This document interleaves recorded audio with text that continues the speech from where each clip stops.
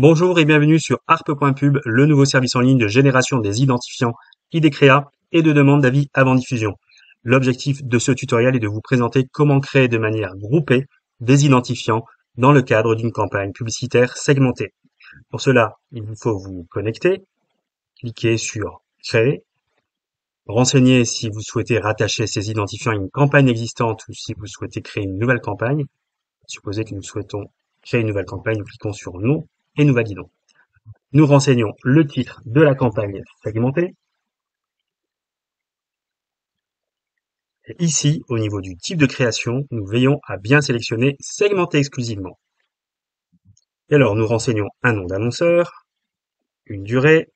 La durée sera la même pour tous les films segmentés du lot en question. Là. Le code secteur.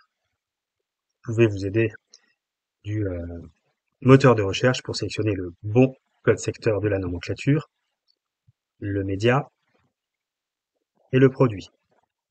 Si le produit est absent, vous pouvez créer un nouveau produit ici.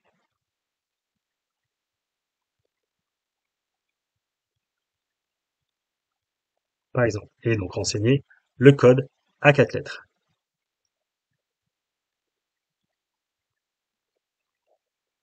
Vous retrouvez votre produit ici. Et la particularité pour les campagnes segmentées, c'est que vous serez amené à spécifier le facteur de variation entre mineur, majeur ou non applicable.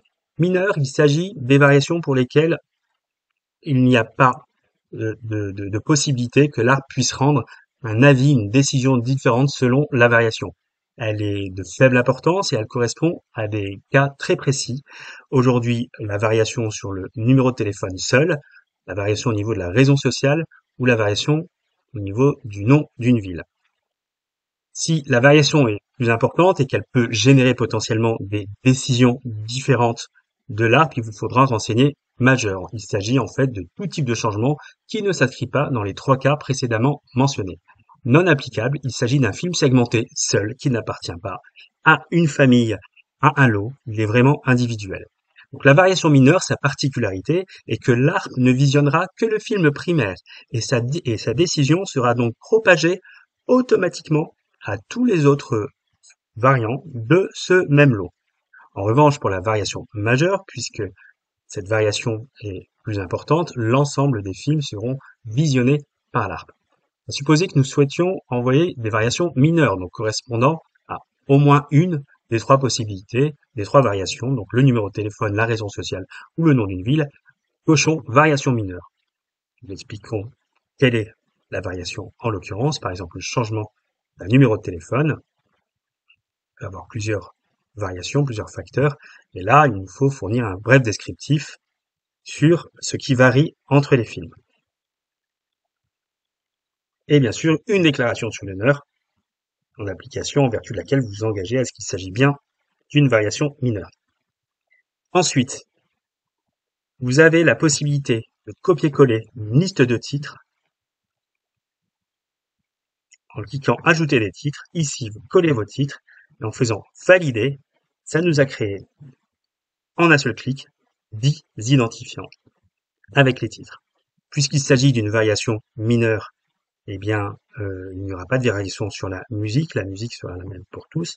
Donc, à supposer que nous souhaitions renseigner l'annexe musicale, le titre de l'œuvre, la durée, 10 secondes, le compositeur, le pays d'origine, et là, on peut cliquer sur Appliquer à les idées créées. Et donc, les données musicales ont été automatiquement enregistrées pour nos 10 identifiants. Une fois que l'ensemble des champs est renseigné, nous cliquons sur Créer des créas. Et là, la plateforme aura généré donc nos 10 identifiants avec le primaire qui sera visionné par les équipes de l'ARP et les autres, ces variants soulignés et qui hériteront donc de la décision rendue sur le premier. Voilà.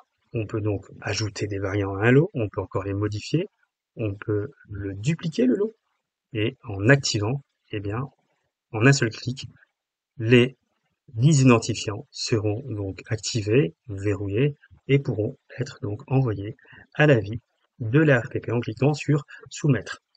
L'ensemble des films, donc les 10.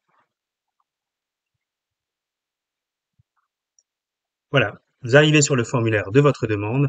Comme présenté dans une vidéo précédente, vous avez la possibilité de téléverser de manière multiple vos fichiers jusqu'à 5. Donc là, en 2 téléversements, vous aurez donc euh, associé les fichiers aux bons identifiants. Il vous faudra aussi renseigner le niveau de service et ensuite cliquer sur soumettre la demande. Voilà, c'est terminé. Merci beaucoup et à bientôt.